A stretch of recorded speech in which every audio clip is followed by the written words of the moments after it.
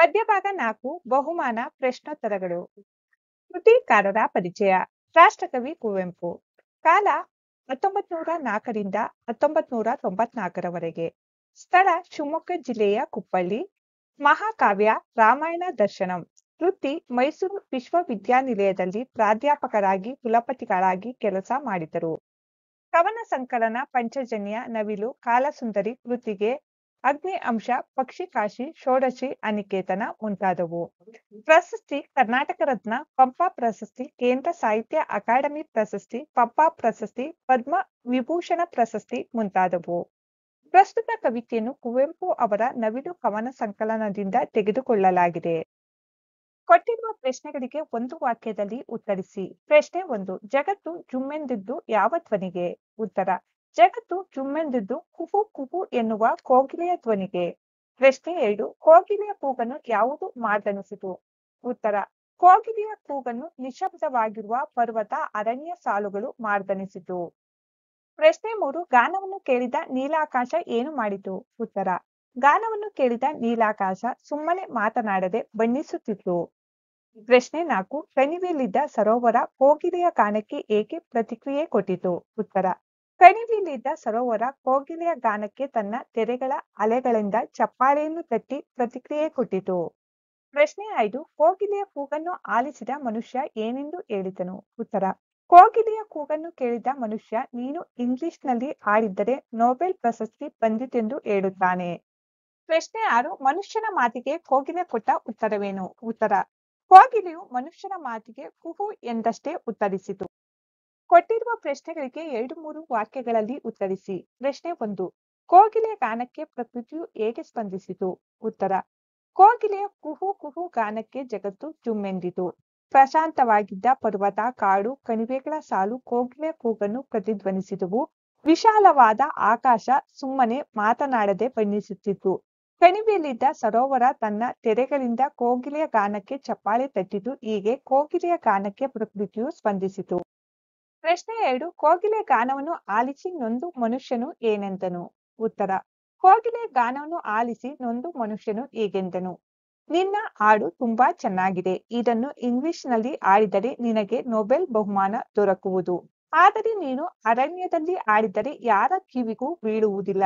ಸುಮ್ಮನೆ ಏಕೆ ಹಾಡುತ್ತಾ ಇರುವೆ? ಇಲ್ಲಿ ನಿನ್ನ ಗಾನವನ್ನು ಕೇಳುವವರು ಯಾರೂ ಇಲ್ಲ ಎಂದನು. ಪ್ರಶ್ನೆ 3. ಮನುಷ್ಯನ ಮಾತಿಗೆ ಕೋಗಿಲೆಯು ಯಾವ ರೀತಿಯಲ್ಲಿ ಪ್ರತಿಕ್ರಿಯಿಸಿತು? ಉತ್ತರ: ಮನುಷ್ಯನ ಮಾತಿಗೆ ಕೋಗಿಲೆ ಯಾವ ರೀತಿಯ ಪ್ರತಿಕ್ರಿಯೆಯನ್ನು ಕೊಡದೆ ಮತ್ತೊಮ್ಮೆ ಕುಹು ಎಂದಷ್ಟೇ ಹೇಳುತ್ತದೆ. ನಾವು ಯಾವ ಕೆಲಸದಲ್ಲಿ ಪರಿಣಿತರೋ ಅದನ್ನು ಅತ್ಯಂತ ನಿಸ್ವಾರ್ಥದಿಂದ ಪ್ರಾಮಾಣಿಕತೆಯಿಂದ ಮಾಡಬೇಕು. ಲೋಕದ ಸನ್ಮಾನ ಅವಮಾನಗಳಿಗೆ ತಲೆ ಕೆಡಿಸಿಕೊಳ್ಳಬಾರದು ಎಂಬುದು ಕುಹು ಧ್ವನಿಯ ಅರ್ಥವಾಗಿದೆ.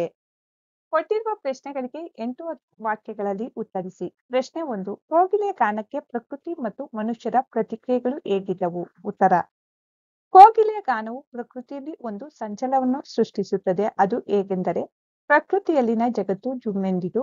ಪರ್ವತ ಮತ್ತು ಕಾಡು ಕಣಿವೆಗಳ ಸಾಲು ಕೋಗಿಲೆಯ ಕೂಗನ್ನು ಪ್ರತಿಧ್ವನಿಸಿದವು. ಕಣಿವೆಯಲ್ಲಿದ್ದ ಸರೋವರ ತನ್ನ ತೆರೆಗಳಿಂದ ಕೋಗಿಲೆಯ ಗಾನಕ್ಕೆ ಚಪ್ಪಾಳೆ ತಟ್ಟಿತು. ಹೀಗೆ ಕೋಗಿಲೆಯ ಗಾನಕ್ಕೆ ಪ್ರಕೃತಿಯು ಪ್ರತಿಕ್ರಿಯಿಸಿತು. ಕೋಗಿಲೆ ಹಾಡನ್ನು ಕೇಳಿದ ಮನುಷ್ಯನು ನೊಂದು ನಿನ್ನ ಹಾಡು ಬಹಳ ಚೆನ್ನಾಗಿದೆ. ಇಂಗ್ಲಿಷ್ನಲ್ಲಿ ಹಾಡಿದರೆ ನೊಬೆಲ್ ಬಹುಮಾನ ಸಿಕ್ಕುತ್ತಿತ್ತು. ಅರಣ್ಯದಲ್ಲಿ ಹಾಡಿದರೆ ನಿನ್ನ ಹಾಡನ್ನು ಯಾರು ಕೇಳುತ್ತಾರೆ? ಸುಮ್ಮನೆ ಹಾಡುತ್ತಿದ್ದೀಯಾ ಎಂದು ಕೋಗಿಲೆ ಹಾಡಿಗೆ ಪ್ರತಿಕ್ರಿಯಿಸುತ್ತಾನೆ. ಪ್ರಶ್ನೆ 2. ಕೋಗಿಲೆಯ ಕುಹು ವಾಣಿಯನ್ನು ನಾವು ಹೇಗೆ ಅರ್ಥೈಸಿಕೊಳ್ಳಬೇಕು? ಉತ್ತರ: ಮನುಷ್ಯನ ಮಾತಿಗೆ ಕೋಗಿಲೆಯು ಕುಹು ಎಂದಷ್ಟೇ ಹೇಳುತ್ತದೆ. ಆದರೆ ಆ ಧ್ವನಿಯು ಇಡೀ ಪ್ರಕೃತಿಯಲ್ಲಿ ಒಂದು ಸಂಚಲನವನ್ನು ಸೃಷ್ಟಿಸುತ್ತದೆ. ನಾವು ಯಾವ ಕೆಲಸದಲ್ಲಿ ಪರಿಣಿತರೋ ಅದನ್ನು ಅತ್ಯಂತ ನಿಸ್ವಾರ್ಥದಿಂದ ಪ್ರಾಮಾಣಿಕತೆಯಿಂದ ಮಾಡಬೇಕು. ಲೋಕದ ಟೀಕೆ ಟಿಪ್ಪಣಿಗಳಿಗೆ ನಾವು ತಲೆ ಕೆಡಿಸಿಕೊಳ್ಳಬಾರದು ಎಂಬುದು ಈ ಒಂದು ಧ್ವನಿ.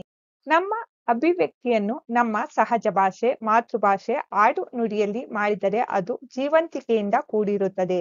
ಬೇರೆ ಭಾಷೆಯಲ್ಲಿ ಅಭಿವ್ಯಕ್ತಿ ಎಷ್ಟಿದ್ದರೂ ಕೃತಕ ಎಂಬ ಭಾವನೆಯು ಈ ಕೋಗಿಲೆಯ ವಾಣಿಯಲ್ಲಿ ಇದೆ ಎಂಬುದು ನಾವು ಅರ್ಥೈಸಿಕೊಳ್ಳಬೇಕು. ಈ ವಾಕ್ಯಗಳ ಸ್ವಾರಸ್ಯವನ್ನು ವಿಸ್ತರಿಸಿ ಬರೆಯಿರಿ. 1. ಮರುದನಿಗೈದಿತು ಮುದತಾಳೆ. ಆಯ್ಕೆ: ಪ್ರಸ್ತುತ ವಾಕ್ಯವನ್ನು ಕುವೆಂಪು ಅವರ ನವಿಲು ಕವನ ಸಂಕಲನದಿಂದ ಆಯ್ದ ಬಹುಮಾನ ಪದ್ಯಭಾಗದಿಂದ ಆರಿಸಿಕೊಳ್ಳಲಾಗಿದೆ. ಸಂದರ್ಭ: ಕೋಗಿಲೆಯ ಇಂಪಾದ ಧ್ವನಿ ಕೇಳಿ ಜಗತ್ತು ಜುಮ್ಮೆನ್ನುತ್ತದೆ. ನಿಶ್ಶಬ್ದವಾಗಿರುವ ಪರ್ವತ, ಅರಣ್ಯ, ಕಣಿವೆಯ ಸಾಲುಗಳೇ ಅತ್ಯಂತ ಸಂತೋಷದಿಂದ ಪ್ರತಿಧ್ವನಿ ಮಾಡುತ್ತವೆ ಎಂದು ಕವಿ ಹೇಳಿದ್ದಾರೆ. ಸ್ವಾರಸ್ಯ: ನಮ್ಮ ಅಭಿವ್ಯಕ್ತಿಯನ್ನು ನಮ್ಮ ಸಹಜ ಭಾಷೆ, ಮಾತೃಭಾಷೆ, ಆಡು ನುಡಿಗಳಲ್ಲಿ ಮಾಡಿದರೆ ಅದು ಜೀವಂತಿಕೆಯಿಂದ ಇಂದಲ್ಲ ನಾಳೆ ಜಗತ್ತಿನಾದ್ಯಂತ ಪ್ರಸಿದ್ಧಿ ಹೊಂದುತ್ತದೆ ಎಂದು ಕವಿ ವರ್ಣಿಸಿರುವುದು ಅತ್ಯಂತ ಸ್ವಾರಸ್ಯಕರವಾಗಿದೆ. ವಾಕ್ಯ 2: ಬಲು ಚೆಲುವಿದೆ ನಿನ್ನೀ ಗಾನ. ಆಯ್ಕೆ: ಪ್ರಸ್ತುತ ವಾಕ್ಯವನ್ನು ಕುವೆಂಪು ಅವರ ನವಿಲು ಕವನ ಸಂಕಲನದಿಂದ ಆಯ್ದ ಬಹುಮಾನ ಪದ್ಯಭಾಗದಿಂದ ಆರಿಸಿಕೊಳ್ಳಲಾಗಿದೆ. ಸಂದರ್ಭ: ಕೋಗಿಲೆಯು ಮಾಧುರ್ಯದಿಂದ ತನ್ನನ್ನೇ ಮರೆತು ಕುಹು ಕುಹು ಎಂದು ಹಾಡುತ್ತಿದ್ದ ಸಂದರ್ಭದಲ್ಲಿ ಮನಸ್ಸಿಟ್ಟು ಆಲಿಸಿದ ಮನುಷ್ಯ ಈ ಮೇಲಿನ ಮಾತನ್ನು ಹೇಳುತ್ತಾನೆ. ಸ್ವಾರಸ್ಯ: ನಾವು ಯಾವ ಕೆಲಸದಲ್ಲಿ ಪರಿಣಿತರೋ ಅದನ್ನು ಅತ್ಯಂತ ನಿಸ್ವಾರ್ಥದಿಂದ, ಪ್ರಾಮಾಣಿಕತೆಯಿಂದ ಮಾಡಿದರೆ ಇಂದಲ್ಲ ನಾಳೆ ಪ್ರಶಂಸೆ, ಪ್ರೋತ್ಸಾಹಗಳು ಖಂಡಿತ ದೊರೆಯುತ್ತವೆ ಎಂಬುದನ್ನು ಕವಿಯು ಸ್ವಾರಸ್ಯಕರವಾಗಿ ಹೇಳಿದ್ದಾರೆ. ವಾಕ್ಯ 3: ಅರಣ್ಯ ರೋದನ ಸುಮ್ಮನೆ ಆಡುವೆ. ಆಯ್ಕೆ: ಪ್ರಸ್ತುತ ವಾಕ್ಯವನ್ನು ಕುವೆಂಪು ಅವರ ನವಿಲು ಕವನ ಸಂಕಲನದಿಂದ ಆಯ್ದ ಬಹುಮಾನ ಪದ್ಯಭಾಗದಿಂದ ಆರಿಸಿಕೊಳ್ಳಲಾಗಿದೆ. ಸಂದರ್ಭ: ಕೋಗಿಲೆಯ ಗಾನವನ್ನು ಮನಸ್ಸಿಟ್ಟು ಆಲಿಸಿದ ಮನುಷ್ಯನೊಂದು ಓ ಕೋಗಿಲೆಯೇ, ಬಲು ಚೆಲುವಿದೆ ನಿನ್ನ ಗಾನ. ಇಂಗ್ಲಿಷ್ನಲ್ಲಿ ಹಾಡಿದರೆ ನಿನ್ನೀ ಗಾನಕ್ಕೆ ನೊಬೆಲ್ ಬಹುಮಾನ ದೊರೆಯುವುದು ಎಂದು ಹೇಳುವ ಸಂದರ್ಭದಲ್ಲಿ ಈ ಮೇಲಿನ ವಾಕ್ಯ ಹೇಳುತ್ತಾನೆ. ಸ್ವಾರಸ್ಯ: ಕೋಗಿಲೆಯು ಯಾರಿದ್ದರೂ ಇಲ್ಲದಿದ್ದರೂ ತನ್ನ ಇಂಪಾದ ಧ್ವನಿಯಲ್ಲಿ ಹಾಡುತ್ತದೆ. ಹಾಗೆಯೇ ನಮ್ಮ ಕವಿಗಳು ಸಹ ಬರೆಯುವುದು ತನ್ನ ಹೃದಯದ ಭಾವನೆಗಳನ್ನೇ ಹೊರತು ಲೋಕ ಮೆಚ್ಚಲಿ, ಪ್ರಶಸ್ತಿ ಕೊಡಲಿ ಎಂಬ ಉದ್ದೇಶದಿಂದಲ್ಲ ಎಂಬುದನ್ನು ಕವಿ ಹೇಳಿರುವುದು ಸ್ವಾರಸ್ಯಕರವಾಗಿದೆ. ವಾಕ್ಯ 4: ತಲ್ಲಣಿಸಿತು ಜಗ ಜುಮ್ಮೆಂದು.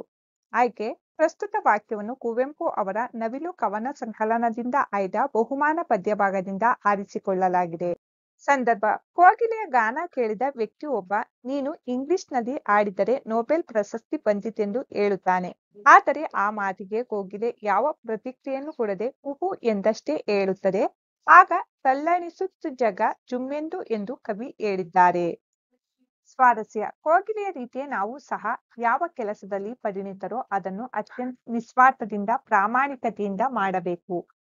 ಲೋಕದ ಟೀಕೆ ಟಿಪ್ಪಣಿಗಳಿಗೆ ತಲೆ ಕೆಡಿಸಿಕೊಳ್ಳಬಾರದು ಎಂಬುದನ್ನು ಕವಿ ಅತ್ಯಂತ ಸ್ವಾರಸ್ಯಕರವಾಗಿ ವರ್ಣಿಸಿದ್ದಾರೆ. ವಂದಿಸಿ ಬರೆಯಿರಿ. ವಂದಿಸಿ ಬರೆಯಲಾಗಿದೆ. ಪರ್ವತ ಮಾರ್ದನಿಸುತ್ತಿತ್ತು, ಸರೋವರ ಕೈಪೆರೆ ಇಟ್ಟಿತು, ವ್ಯಕ್ತಿ ಆಲಿಸುತ್ತಿದ್ದ, ಮಹಾಂಬರ ಬಣ್ಣಿಸುತ್ತಿತ್ತು, ಕೋಗಿಲೆ ಕೂಗುತ್ತಲಿತ್ತು. ಮಕ್ಕಳೇ, ಈ ನೋಟ್ಸ್ನಲ್ಲಿ ಯಾವುದಾದರೂ ತಪ್ಪುಗಳಿದ್ದರೆ ಕಮೆಂಟ್ಸ್ ಬಾಕ್ಸ್ನಲ್ಲಿ ತಿಳಿಸಿ.